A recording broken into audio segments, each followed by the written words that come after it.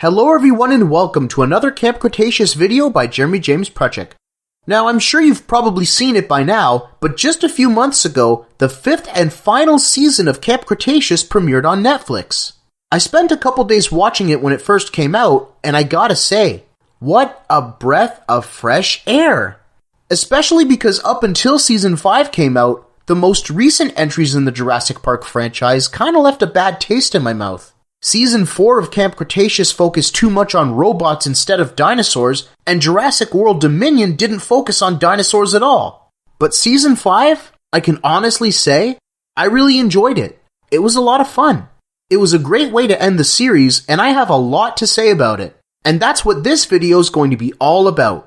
I'm going to do an in-depth review, and I do mean in-depth review, of Season 5 of Jurassic World Camp Cretaceous, so make yourselves comfortable. But just before I get started, there are a few quick things you should know about this video, especially if you're new here. The first thing is a spoiler warning. There are going to be spoilers for Season 5 of Camp Cretaceous in this video.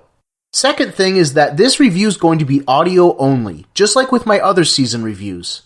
Finally, I've included timestamps in the video description that'll correspond with specific topics. So if you want to hear about a specific topic, check the description for the timestamp. Thank you for being so patient with this one. Without further ado, let's get started with my review of the 5th and final season of Jurassic World Camp Cretaceous. So let's start off this review by talking about the themes presented in Season 5. I've said this a lot before, but I'll say it again because it holds up very well. One of the things that Camp Cretaceous consistently does well is focus on a different theme each season, while still keeping the story fresh and exciting, yet familiar at the same time. Again, every season of Camp Cretaceous featured a different theme. Season 1 was action, Season 2 adventure, Season 3 horror/thriller, Season 4 techno/thriller, and Season 5 focused on drama. It was about relationships, friendships, bonds, betrayal, and redemption. Sure, there was a fair amount of action, adventure, and even romance thrown in there too, but I consider them supporting themes in Season 5, because the main focus was drama. Now, the main source of drama in Season 5 centered around the relationship between Kenji and his father, and Kenji's relationship with the campers. And because of that, there were a lot of heartfelt, emotional, and sometimes tense scenes throughout the season. Season 5 did a really good job conveying the emotions that the characters were feeling. Like when Kenji was trying to please his father, how Darius was hurt over Kenji's betrayal, and how Brooklynn was in denial about Kenji's betrayal. Season 5 was an emotional season. The campers' friendship was put to one more test, and everyone came together in the end. Now that I've talked about the themes in Season 5, let's move on to one of my favorite topics, character development. When it comes to character development, Season 5 is very distinctive from the rest of the seasons because it was handled very differently.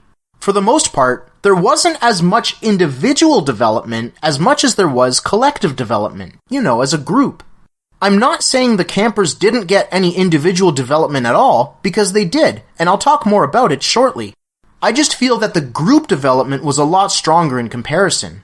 And I think the biggest contributing factor to that was the fact that the campers were essentially pitted against Kenji for most of the season. The campers wanted to protect the dinosaurs, but Kenji wanted to please his dad at any cost, no matter what. So it was kind of like the campers versus Kenji. And it was interesting to see how each of the campers reacted to Kenji's betrayal, and how they each felt about it at first. For example, Ben was flat out furious, and Darius was heartbroken. He just didn't want to say anything about it at first. Of course, Kenji eventually realizes his mistakes, and all the campers come back together as a group, and all was eventually forgiven. They were a family. And really quickly, there's this one scene that I thought was really nice when it came to the campers as a group. When Daniel Kahn offers the campers separate rooms to sleep in, they try it at first, but they all end up sleeping in the same room again. That's family. So anyway, just like I've done in my other season reviews, I'm going to go over each of the main characters in no particular order and talk about their development this season, but not including the time skip in the final episode. I'm going to save that part for later on in the video. So let's get started with each of the campers. And I'm going to start off with a character who's really come out of her shell, so to speak, Yasmina. Since Yasmina's adventure started way back in Season 1, she's discovered a lot about her new friends and herself. In Season 5, we learned that Yasmina's had crushes on boys before, but now she's discovered that she likes girls too. And remember earlier when I talked about romance being one of the supporting themes in Season 5? Well, Yasmina played a huge role in the romance parts, as did Sammy. And that's because Yasmina and Sammy are a couple now. I wonder what Brooklyn's nickname for them was. Yammy? Sasmina? I don't know. Anyway, this is the second time that romance has come into play in Camp Cretaceous. The first one being Brooklynn and Kenji in Season 4. Now, if you remember from my review of Season 4, I felt that Kenji's and Brooklyn's romance felt kinda forced, at least in the beginning of the season. There were a lot of moments that made it very obvious that there was some romantic tension going on between them. Like when Brooklynn fell on top of Kenji, they both stayed there and then there was an awkward stare. It was funny, but it was not subtle at all. So how'd it go for Sammy and Yasmina? Do I think their romance was forced? Honestly, no, I don't think so. I think the story was a lot less abrupt in how their romance progressed, and I think a big reason for that is because Yasmina's and Sammy's relationship was platonic. It wasn't completely obvious that there were mutual feelings of romance between them, especially because Sammy appeared to be oblivious to such things. And at first, Yasmina was afraid to tell Sammy how she felt, until she got a pep talk from Ben. Once it was obvious that Yasmina and Sammy felt the same way about each other, I guess you could say that, looking back, the idea of them being in a romantic relationship could have been an open possibility that the story may or may not explore. And in this case, it did, and it turned out well.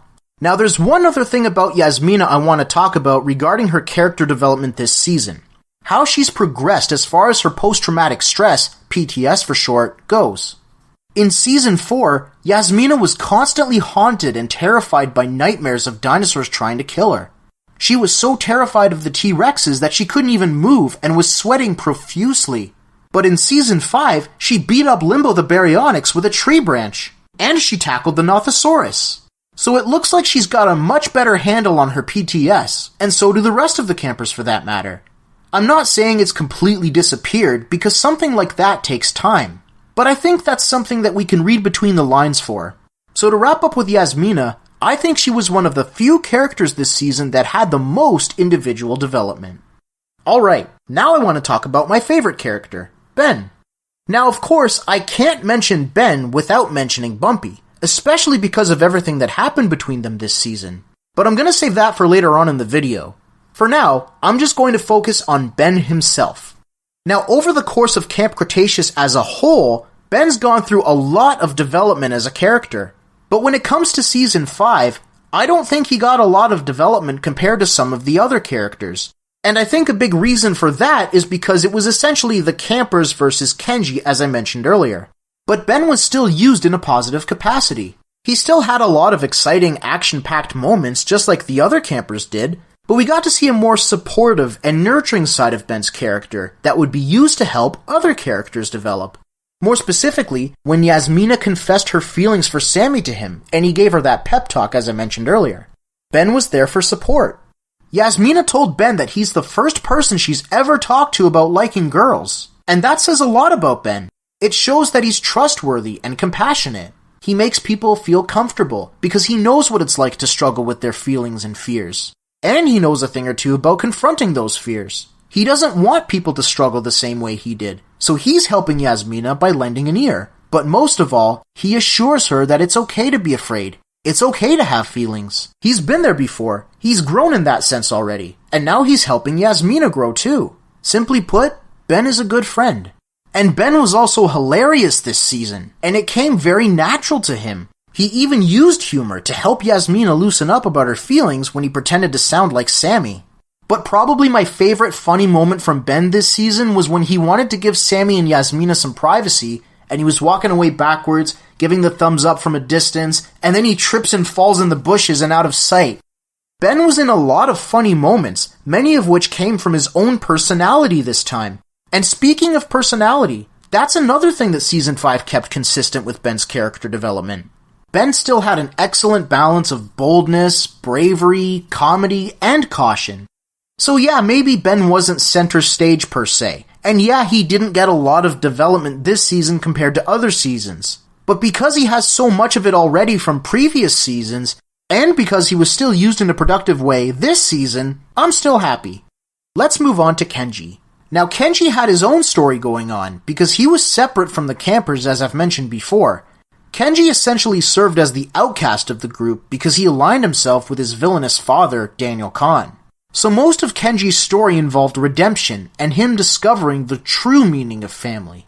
Season 5 did a really good job with Kenji's character because we got to see just what kind of relationship Kenji had with his dad, or rather, the lack thereof. We got to see why Kenji acts the way he does, and why he thinks the way he does, and it's all because of his dad. Even after Daniel Kahn acted all lovey-dovey towards Kenji in the beginning of the season after they met, he went right back to ignoring his son once he got back to work. All Kenji wanted was for his dad to accept him and to be proud of him, but it was never good enough. And the sad thing is that Kenji blamed himself for his dad not loving him. And in his endless pursuit of his father's praise, Kenji made some bad choices and ended up pushing the campers away. So now he didn't have a relationship with his father or his friends. And to kinda add to Kenji's guilt, he would occasionally have flashbacks of all the fun times he had with the campers, and he started to wonder if he made the right choice.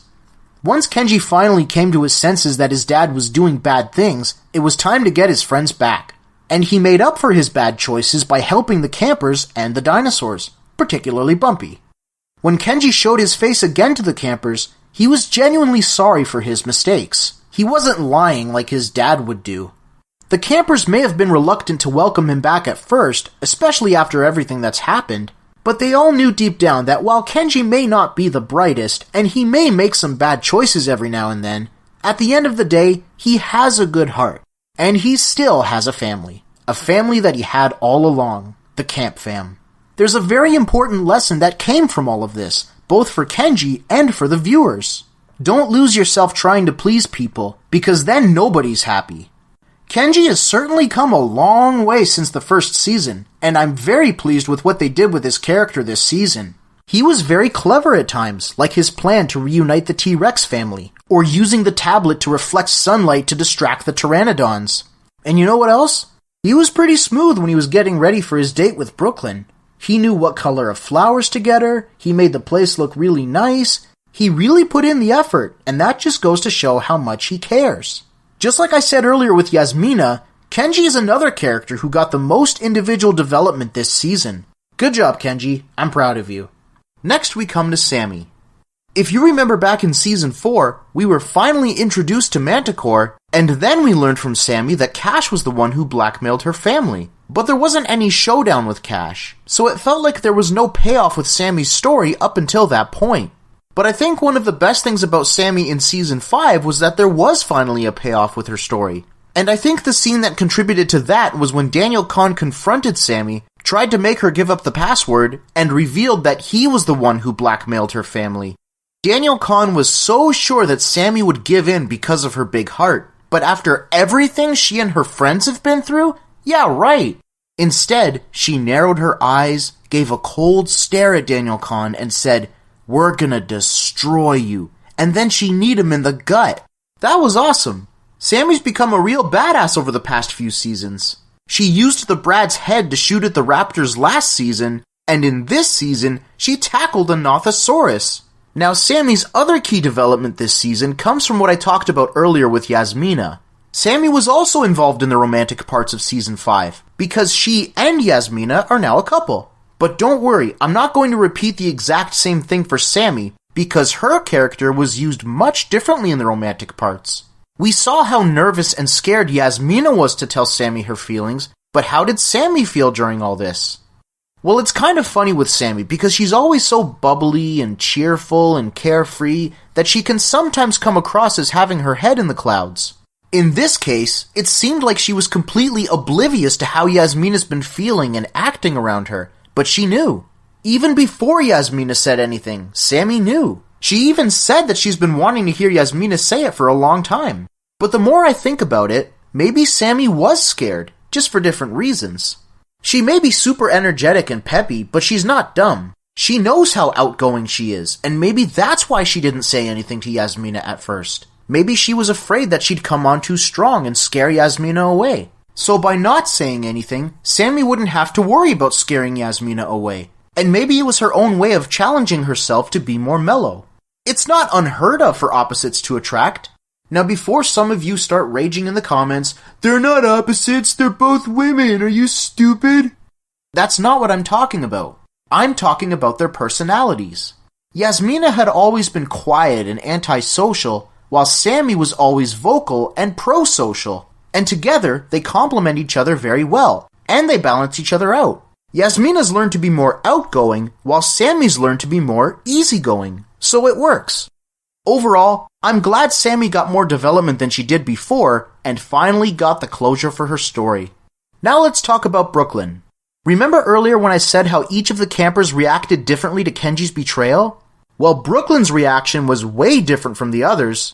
The other campers already knew how they felt about it, but Brooklynn was constantly in denial about Kenji. She thought that he was just being manipulated by Daniel Kahn, which, to be fair, he was, but she didn't hold Kenji accountable for anything. She kept lying to herself. It's not his fault, it's not his fault. And I understand why she felt that way at first. They were a couple after all. She didn't want to believe that Kenji was capable of doing those kinds of things. But after she saw Kenji on camera controlling Toro and talking with his dad about being a team, she wasn't in denial anymore. She realized the truth of what she was seeing. Her boyfriend betrayed her and her friends. And it hit her like a ton of bricks. Because then she broke down crying and she threw things and smashed things. That was a pretty powerful scene. Luckily, her friends were there to comfort her. And speaking of which, I want to use this to transition to another key thing about Brooklynn this season. Just like with Ben, Brooklynn was another character that acted as a support that helped other characters with their development. Of course, in this case, I'm referring to Darius and his development. There were actually 2 instances where Brooklynn was used in this kind of capacity.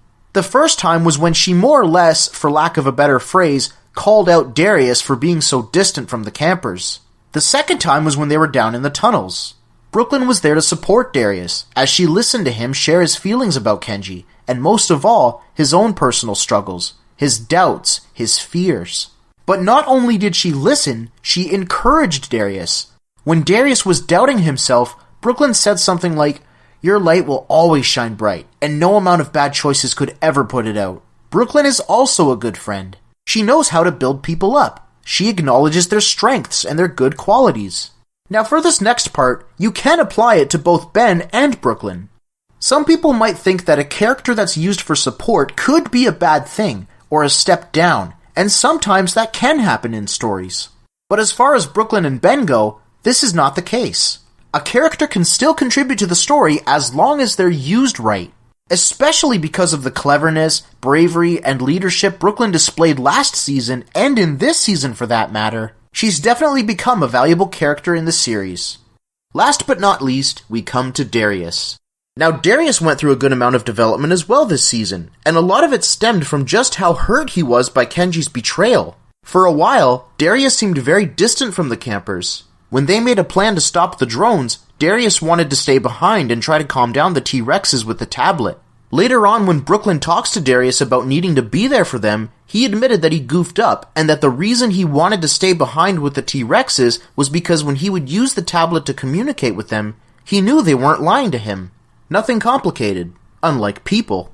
Darius then said that he considered Kenji to be his best friend, and of course he apologized for being so absent. And down in the tunnels, Darius had another emotional conversation with Brooklynn about how he was feeling about everything. Yeah, he made up his mind about protecting the dinosaurs, but this time it was gonna hurt, because he would be doing it against his best friend. Darius didn't like who he was becoming. He didn't feel like a hero. He felt that if he trapped Kenji, then he was no better than him. But again, Brooklynn encouraged Darius that he is a good person, and that it's not his fault. And she's right. Darius is a good person. He is a hero. He helped save the dinosaurs, and he even saved Brooklynn from the toxic gas in the tunnels. And it was good to see him finally reconcile with Kenji in the end. Remember how he was crying with happiness after they made up? Right in the feels. Another thing I liked about Darius this season was that we got to see him bond more with the dinosaurs. Because if you remember from last season, Darius tried to bond with Pierce the Kentrosaurus, but he wasn't quite ready to warm up to him just yet, so it didn't quite go as planned, and he felt discouraged by that. But in this season, he developed a stronger relationship with many of the dinosaurs, and Season 5 really focused on that a lot. Right away in the first episode of the season, Darius communicated with the T-Rex Big Edie and helped her reunite with Little Edie. That was really good, but there was one particular scene about Darius bonding with dinosaurs this season that I really enjoyed, and that was the scene of Darius and Big Edie in Episode 3. After Big Edie's mind control chip was scrambled, she stared down Darius, but instead of attacking him, she just made a soft grunt as if it remembered him from when he helped her reunite with Little Edie. And near the end of the season, when Daniel Kahn and the mercenaries were heading towards the campers with their army of dinosaurs, Darius tried to warn the T-Rex family that danger was coming. But instead of fleeing, they chose to stay and defend their turf. They may not have fled as Darius wanted, but I think it still understood Darius's concern, and because of that, they didn't see him as a threat. Notice how they never attacked him again after that? They fought the final battle together. No matter how you look at it, the Jurassic Park franchise is a story about dinosaurs, and Darius is a kid who loves dinosaurs. Not only did Season 5 show Darius's love for the dinosaurs, it also expanded it too. And I think the bonding scenes involving the T-Rex family really illustrated that concept well. I'm very happy with what the show did with Darius this season. Moving on from the main characters, I'm going to talk about the new characters now. Now technically, there were a lot of new characters that appeared this season, like Mr. Gold, Lana Molina, and a bunch of mercenaries, but none of these characters lasted very long, and they didn't really have any depth to them either, so there's not a lot to talk about with them. So for this section, I'm just going to focus on the one new character that actually played a big part in the story. And that, of course, is Daniel Kahn, the villain of Season 5. And the reason I'm putting him in the new characters section is because he only made a brief appearance in Season 4, and we didn't know a lot about him at that time. But here in Season 5, we got to see a lot more of him, and there was a lot more to this guy than what we thought. He wasn't just the villain of Season 5, he was the villain of all of Camp Cretaceous. He was the big boss of Manticore, the people who blackmailed Sammy to steal dinosaur DNA for them, the people who abused dinosaurs for profits, and the people who intercepted and ignored the campers' distress signal back in Season 2. Daniel Kahn called all the shots. Now, as a villain, I think he was used a lot more effectively than how Kash was used last season. Because while Kash came off as an overly cartoony villain like Dr. Robotnik, Daniel Kahn was more calm and collected, more cold and calculated in comparison. And unlike Kash, who was all bark and no bite, Daniel Kahn was all bark and bite. He knew just what to say to people to have them follow him, and he wasn't afraid of getting his hands dirty when he had to. But I think the biggest thing to take from Daniel Kahn was that he was a greedy, lying, and manipulative little scumbag. In the beginning of the season, he acted all nice towards the campers, but of course it was all an act. There's a lot of lies and deception that Daniel does throughout the season, but I especially remember the part when Daniel was acting all disappointed, saying he doesn't know how to show the campers that he's not a bad guy, but right away he was smirking behind Kenji's back. And yeah, it's a common thing to see with villains like Daniel, but it works very well here. Daniel knew he was absent from Kenji's life, and he knew that Kenji wanted to make him proud. So Daniel used that to carry out his plans. Daniel spent most of the season grooming Kenji to be his business partner, because that's all that Daniel saw Kenji as, a partner, not a son. He really had no interest in Kenji at all. The only times he would pay attention to him were when it was about work, or when his business deal was going according to plan. He cared more about money and his business than he did about his own son. Daniel may have been Kenji's father, but he wasn't his daddy. Not only was Daniel Kahn a liar, a manipulator, and a terrible father, he was also a hypocrite.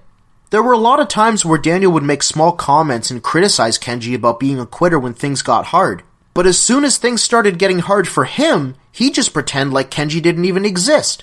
He would only act like a parent when things were going his way. I'll give you another example of Daniel's hypocrisy.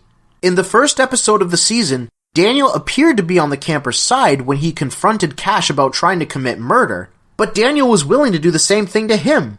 When they were arguing with each other, Kash said, "You said I'd get what I deserve!" But then Daniel said something like, "You're still alive, aren't you? That's more than what you deserve."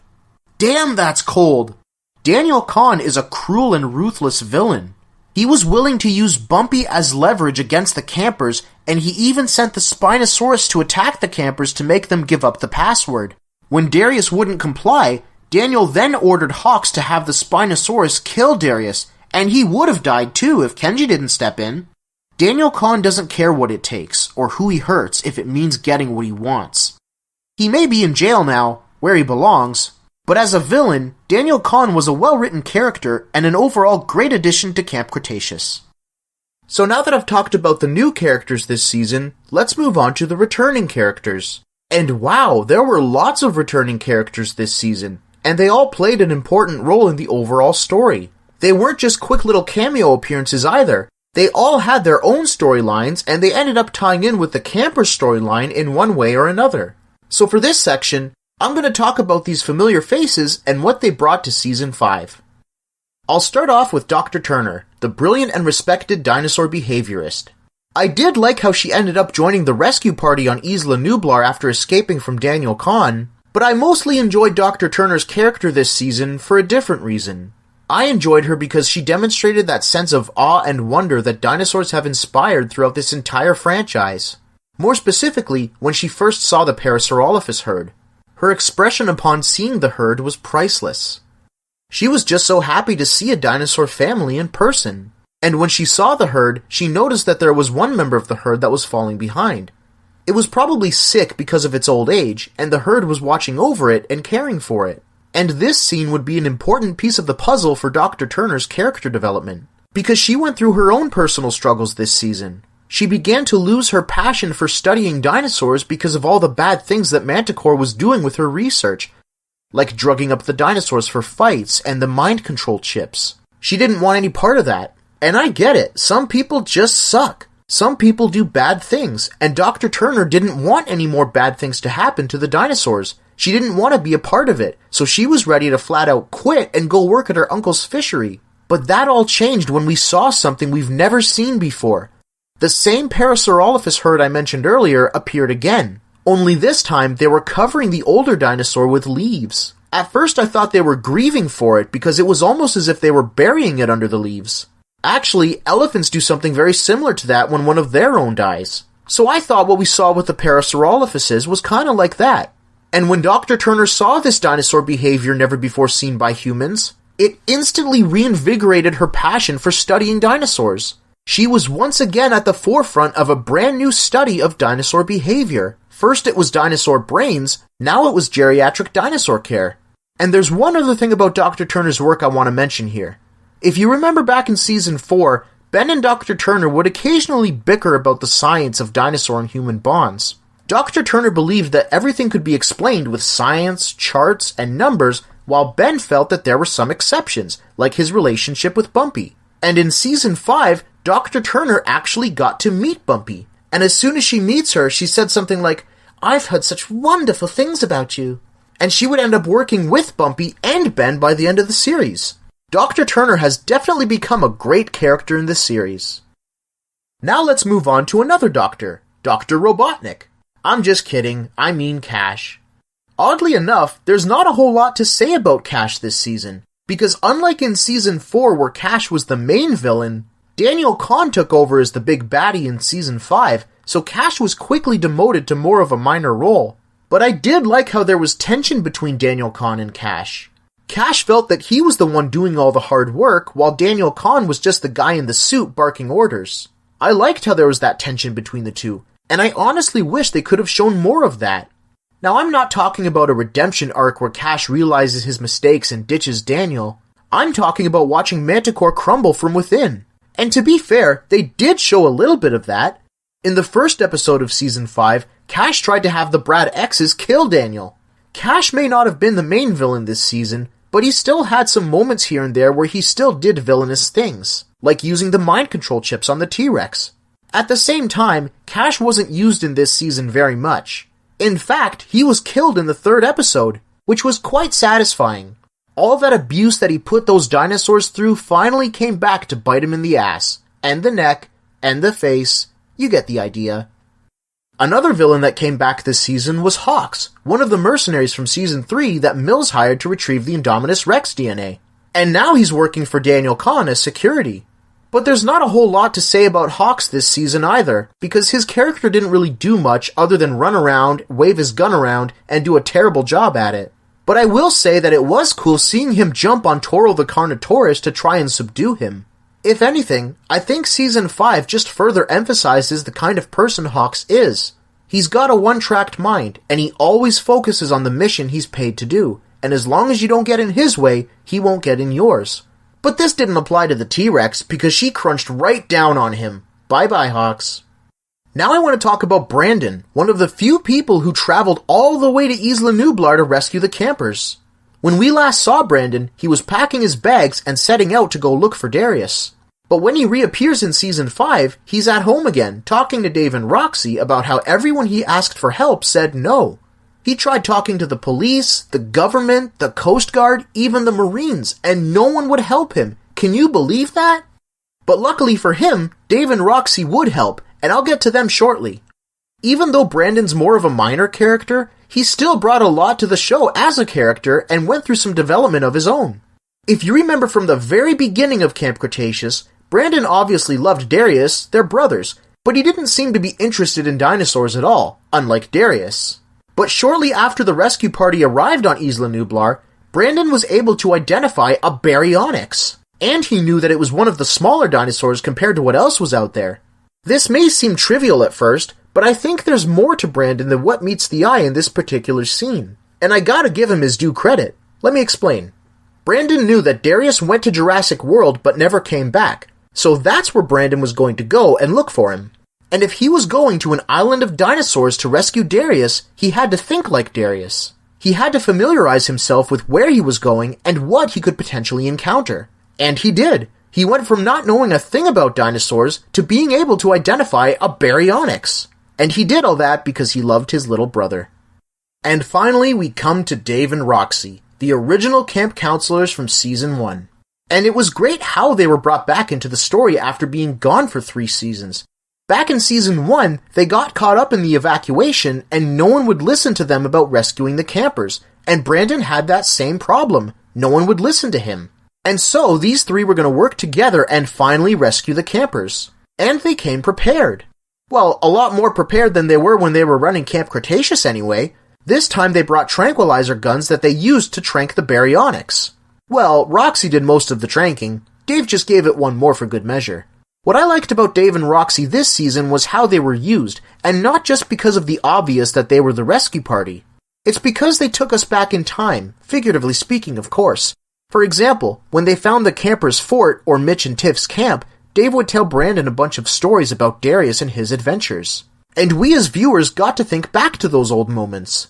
And speaking of thinking back, did you notice how Roxie wore similar clothes as Ellie Sattler did back in Jurassic Park?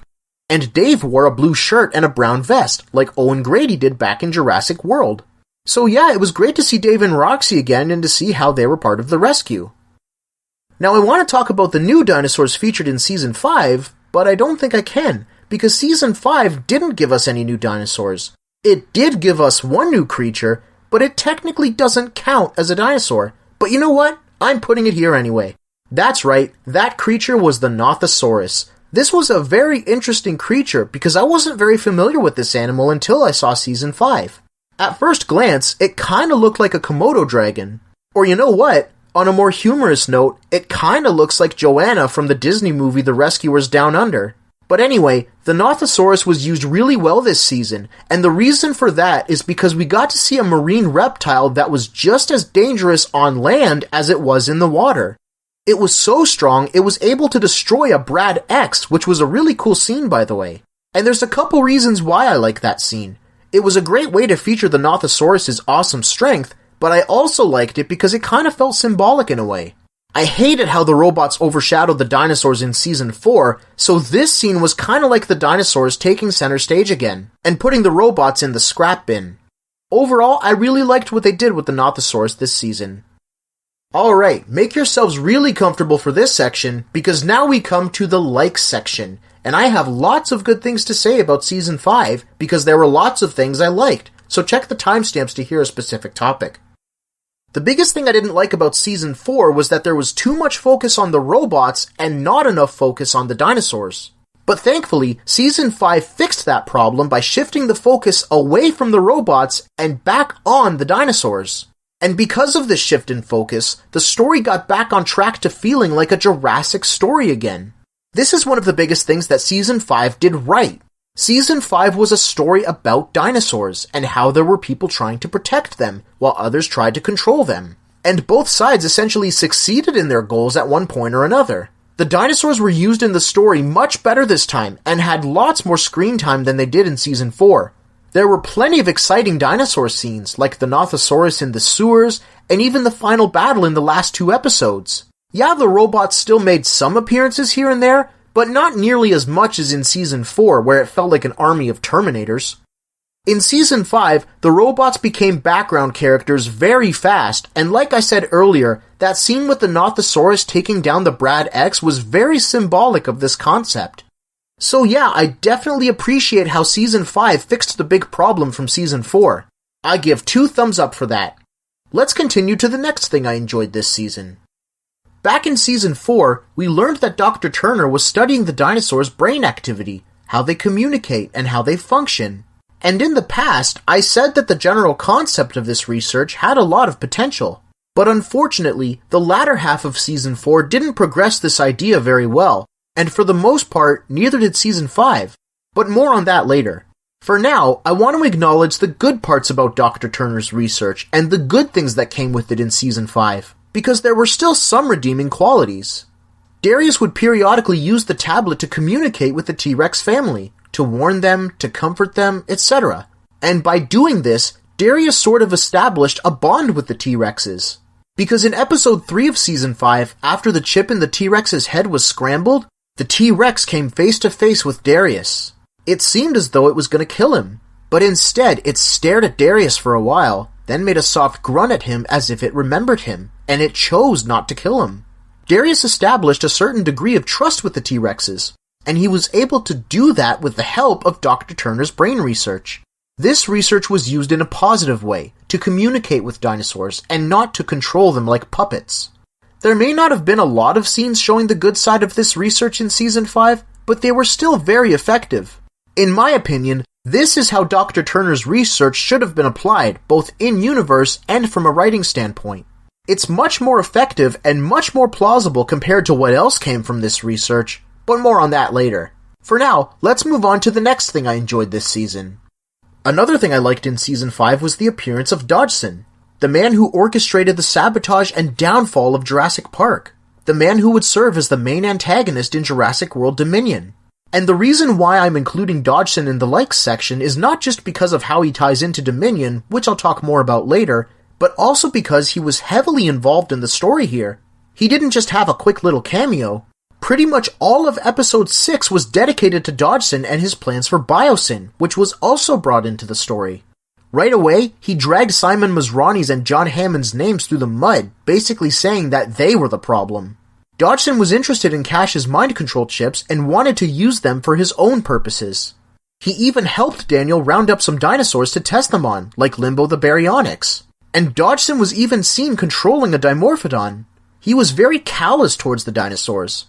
I really liked what they did with him here as a villain.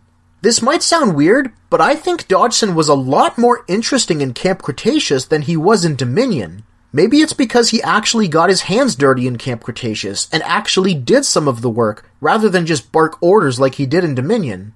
That's nothing against Campbell Scott, who played Dodgson in Dominion. He did what the directors told him to do and followed a script. I just think that the character of Dodgson was written better in Camp Cretaceous. You know what else was written better this time around? The Spinosaurus. Last season, they didn't use the Spinosaurus very well. It wasn't in a lot of scenes, and they didn't even use the Spinosaurus roar. But this season, they did a lot better this time.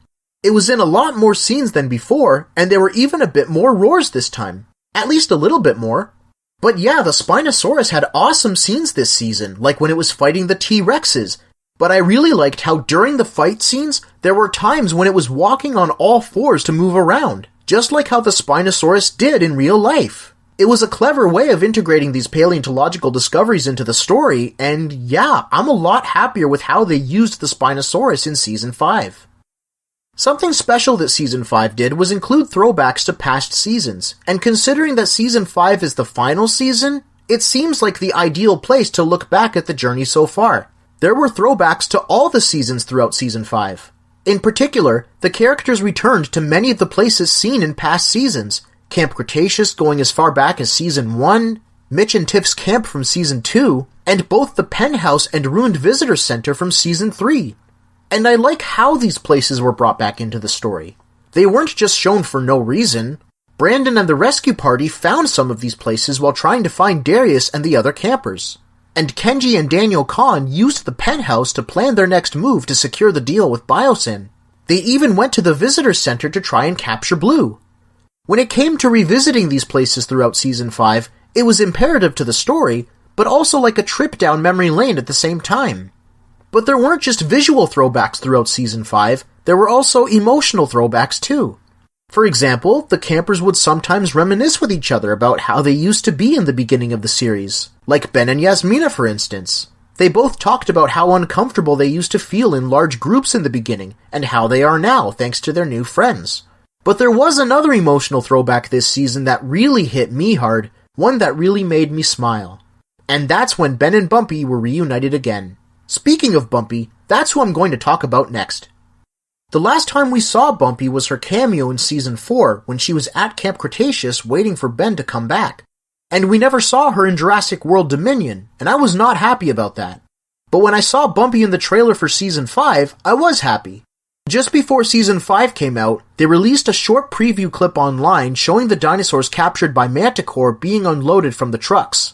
And Ben had a shocked look on his face. And then we saw that Bumpy was one of the captured dinosaurs. Manticore was going to give Bumpy to Biosyn. Bumpy was under Manticore's control, literally, because she had a mind control chip put inside of her. Oh hell no! And when those bonehead mercenaries were making Bumpy hit her head against the cage, I was pissed. But of course, Ben would save her, with a little help from Kenji. I loved how Ben refused to use the controller on Bumpy. Even though Kenji said it was the only way to get her to move, Ben wouldn't do it, and he threw the controller away. And yeah, one of the mercenaries picked it back up and used it to make Bumpy headbutt Ben, but Ben knew Bumpy wasn't choosing to do this, she was being controlled. And with tears in his eyes, knowing he was about to die, he was still able to say, "I forgive you, Bumper Car," with a smile on his face. Of course, Bumpy's bond with Ben was so strong that she was able to fight the effects of the chip and break free from its control. And when Ben hugged Bumpy and the triumphant music played, I remember smiling so much that I almost shed a tear, just like Ben did.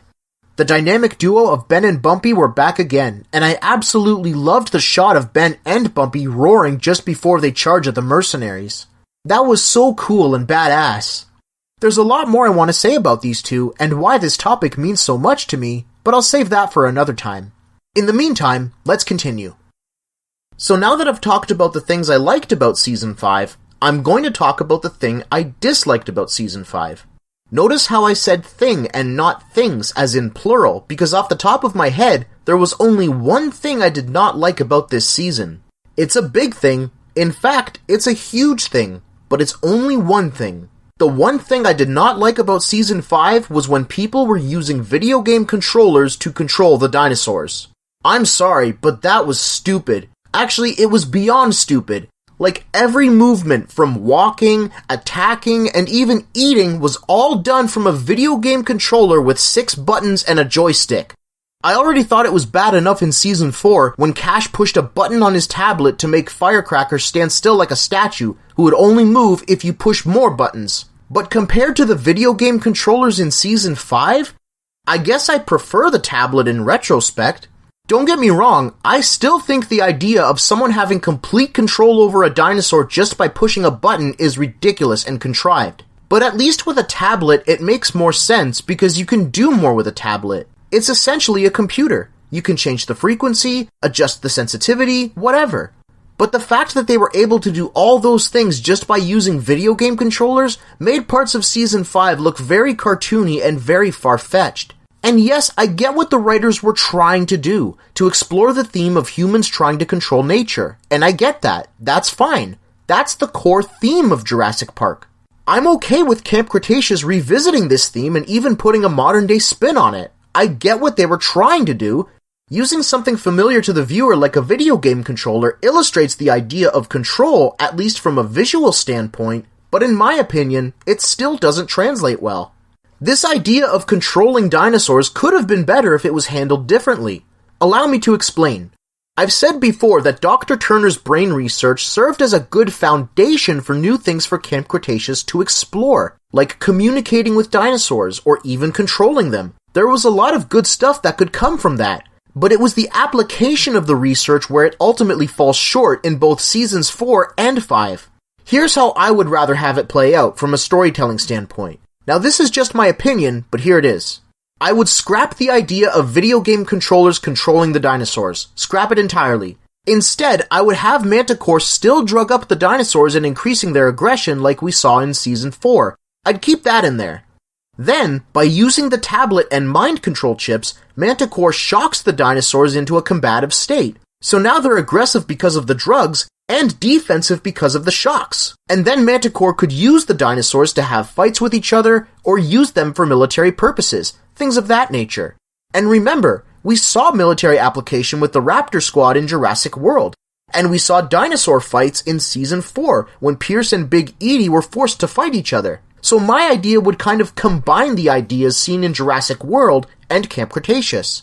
But again, that's just my own version of it. In retrospect, what we saw in Season 4 was actually a much more plausible idea than what we got with Season 5. And unfortunately, a lot of the dinosaurs in Season 5 were portrayed as video game characters waiting for the player to push buttons. I don't like it. In fact, I hate it. It was a very, very bad idea. Let's move on. I'm going to introduce a new section in this review. It's called The Undecided. And the reason it's called that is because I'm too conflicted to decide right now as to whether I do like what I'm going to talk about or whether I don't like it. I'm undecided. And that is the topic of Bumpy's future. Now bear with me here because I need to explain my thought process step by step for this one. Before I saw Season 5, I noticed that Bumpy wasn't seen in Jurassic World Dominion, and again, I was not happy about that. Especially because the last time we saw Bumpy was her cameo in Season 4. But then when I learned that Bumpy would return in Season 5, I figured this season would wrap up her story, and it did. In the final episode, Bumpy is alive and well and living on Manticore Island, and she's being cared for by Dr. Turner and Ben on occasion. So I like the fact that Bumpy is safe and in good hands. I'm happy with that. We don't have to worry anymore about whether or not Bumpy survived the eruption of Mount Sibo in Fallen Kingdom. And we don't have to worry about her being mistreated by anyone. At the same time, though, I liked it when Bumpy was living with her own kind on Isla Nublar. But now she's the only one of her kind living on what's essentially an artificial island under a dome. And yeah, Isla Nublar had fences here and there, but it didn't have an entire dome over it that controlled the weather. But to be fair, there are parts of Manticore Island that don't appear to have any technological influence. In other words, there are still some natural parts of the island that are untouched. Maybe she's living in those parts, so I'm gonna try to give the benefit of the doubt on that one. But there's one other thing about Bumpy's future that I'm concerned about, or at least confused about. Again, please bear with me. In Jurassic World Dominion, there are a few brief appearances of Ankylosauruses throughout the movie. There were some in Big Rock National Park during the news report. You can see a couple of them when Biosyn's rounding up the dinosaurs to escape the fire. And there's even 2 Ankylosauruses seen during the end montage in a valley on the mainland, where there's a hiker watching them. So why am I mentioning these scenes? I'll tell you why. Because when Jurassic World Dominion was released, again, before Season 5 premiered, Colin Trevorrow was asked in an interview with Collider if any of the Ankylosauruses seen in Dominion are actually Bumpy. To which he responded, and I quote, "I would like to believe that, yeah." End quote. So Trevorrow's inferring that Bumpy is in Dominion, presumably in one of the Ankylosaurus scenes I just mentioned. But remember, this interview came out before Season 5 did, so given what Trevorrow said about Bumpy, and now that we know what happens to her in Season 5, I respectfully have a hard time believing what Trevorrow said about Bumpy as it relates to Dominion. It's kinda contradictory, because if Bumpy's on Manticore Island and its location supposedly stays a secret from the rest of the world, then why would she be on the mainland all of a sudden? The only thing I could possibly think of is that maybe Manticore Island was eventually discovered by someone, and they captured all the dinosaurs there, but then they escaped when they got to the mainland, and then Biosyn rounded them up. I don't know. If Trevorrow never said any of that stuff about Bumpy and Dominion, I wouldn't be saying any of this stuff now. Don't get me wrong, I like that Bumpy is alive and safe. I have no debates about that. I'm just having a hard time making sense of it all based on what Trevorrow said in that interview. And that's why I put this topic in the undecided section. I might revisit this topic in the future, depending on what else I can gather about this. What are your thoughts on this topic? Maybe you guys can help me out on this one. Now that I'm done with the undecided stuff, let's move on to another section. I want to talk about the connections between Camp Cretaceous and Jurassic World Dominion. Now this is a peculiar topic because when Dominion was first released in theaters, Season 5 wasn't out yet. All we had was the Season 5 teaser trailer that showed someone holding the Barbasol can which made a brief appearance in Dominion, but we didn't know who was holding it at the time. So I went into Dominion wondering what the connections would be. Now you might have heard me talk about this already in my video about my first impressions of Dominion, but in case you haven't, I'll say it again. After I saw Dominion on opening night, I didn't feel that there were any connections between Camp Cretaceous and Dominion, except for one. Kash's mind control chips were sort of hinted at when Ramsey was talking to Grant and Sattler on the plane. He was explaining how Biosyn uses microchips that send signals to the dinosaur's brain, but he doesn't mention Kash or Manticore by name. It just so happens that they use microchips that do the same thing we saw in Camp Cretaceous.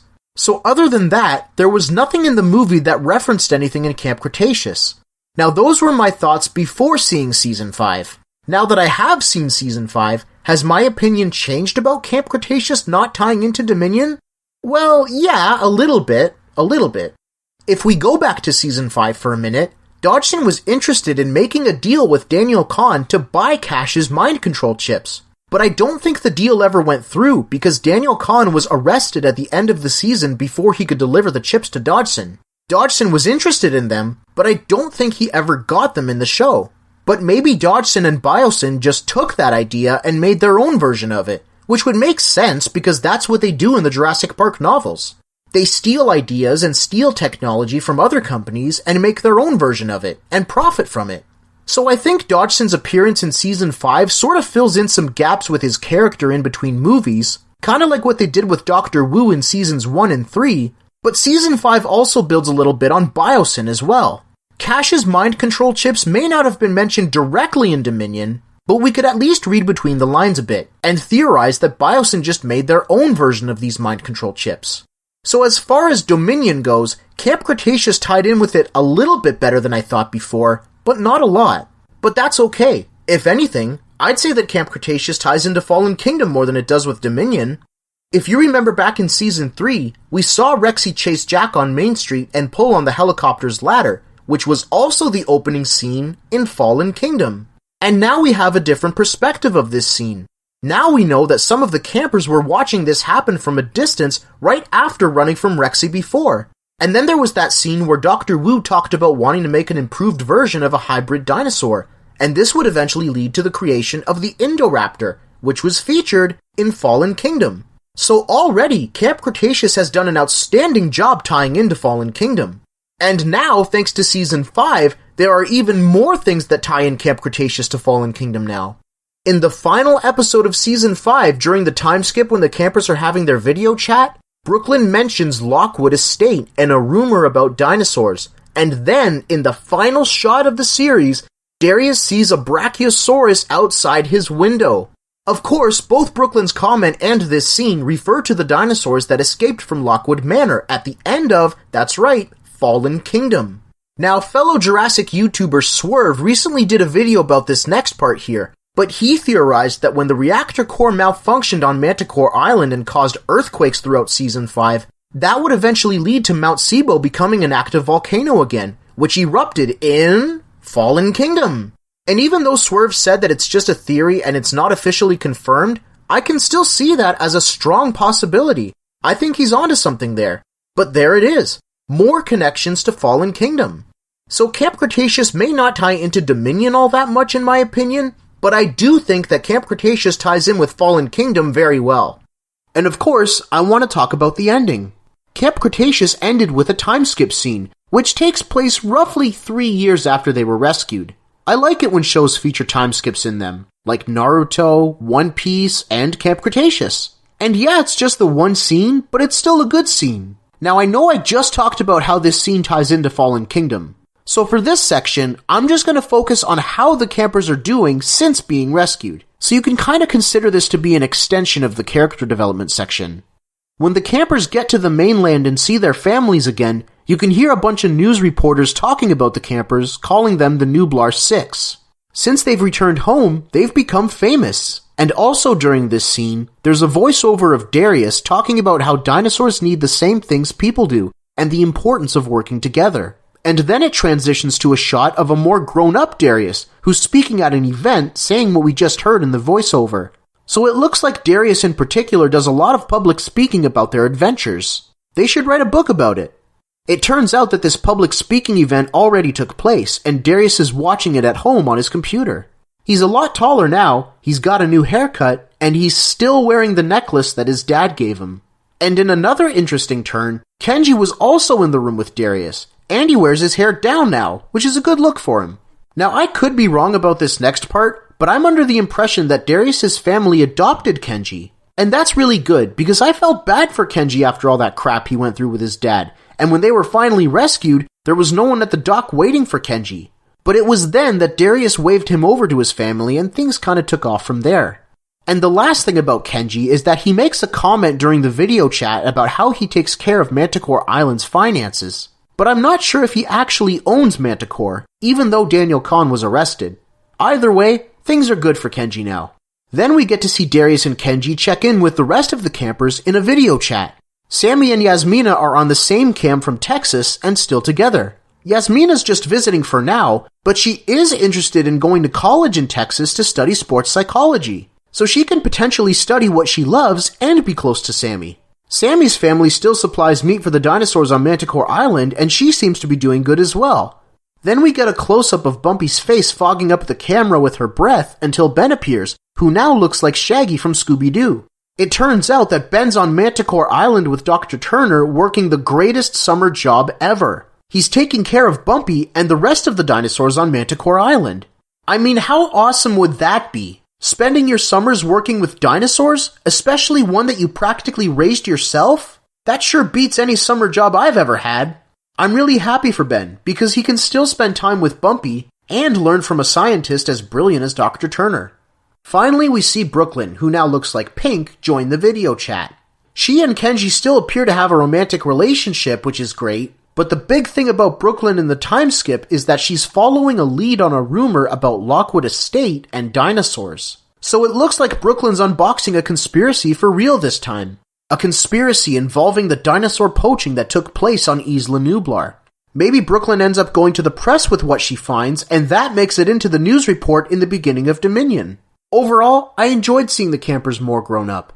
Everything seems to be going well for them, and they seem to have adjusted to life back home quite well. And best of all, they still keep close contact with each other doing video chats every week. Camp fam for life, am I right? So, after everything I've talked about in this video, we now come to the section where I summarize my final thoughts on Season 5. Overall, it was a fun and enjoyable experience. I had a great time. It was definitely better than Season 4. Not as good as Season 3, which I still think is the best, but Season 5 was very good. And I think the biggest reason why Season 5 is good is because it fixed a lot of the problems that Season 4 had, like the overemphasis on the robots and not using the dinosaurs very well. This time, the story didn't feel like Terminator or a Sonic game. Yes, there were the video game controllers that controlled the dinosaurs like they were video game characters, and again, I hate that part, trust me. But at least the story went back to feeling like a Jurassic story again. It was a story about dinosaurs, and there were plenty of exciting dinosaur scenes throughout the season, and Bumpy Returns too. The overall plot was very intricate, and basically had 3 stories going on at the same time: the campers, Kenji and Daniel Kahn, and the rescue party. And all 3 of these stories came together quite well. There may not have been as much individual character development compared to other seasons, but Season 5 had a lot more group development. And by the end of the series, we got closure with all the characters, and everything ended on a positive note, and that's always a good thing. It was a satisfying conclusion to the series. Speaking of conclusions, this is it. We've now reached the end of Camp Cretaceous. It's a bittersweet feeling to say the least, you know? It sucks having to say goodbye to these characters that we've come to love over the past 2 years, and it sucks that the journey's basically over now. But at the same time, it's great that we got closure as well, and I'm very grateful for the journey over the course of these past 2 years. Then again, the journey's not completely over, because there's going to be an interactive episode on Netflix coming out in November called Camp Cretaceous Hidden Adventure. So we still got one more adventure left. Either way, Camp Cretaceous has given me so much to enjoy and so much to do for my YouTube channel. So now that Camp Cretaceous is finished, does that mean there's going to be no more Camp Cretaceous videos from me? Absolutely not, because I still have a bunch more Camp Cretaceous videos I'm going to make in the future. I'll give you a sneak peek of some of them. I'm going to make a top 10 favorite moments video for every season of Camp Cretaceous. I originally didn't think I'd be able to pull it off, but once I started writing stuff down, I realized that there's plenty to talk about. There's one last thing I want to say before I end this video. I want to take a quick moment to thank everyone involved with the creation and success of Jurassic World Camp Cretaceous. From the producers, the artists, the cast, and the fans, just to name a few. Thank you all for Camp Cretaceous. And on that note, this has been another Camp Cretaceous video by Jeremy James Prutchick. What did you think about Season 5 of Camp Cretaceous? Talk about it in the comments and have some fun. Thank you for watching. If you want to see more Jurassic content, including reviews of other seasons of Camp Cretaceous, check out my channel. And I would love it if you would subscribe to me too. Thanks again, and I'll see you next time.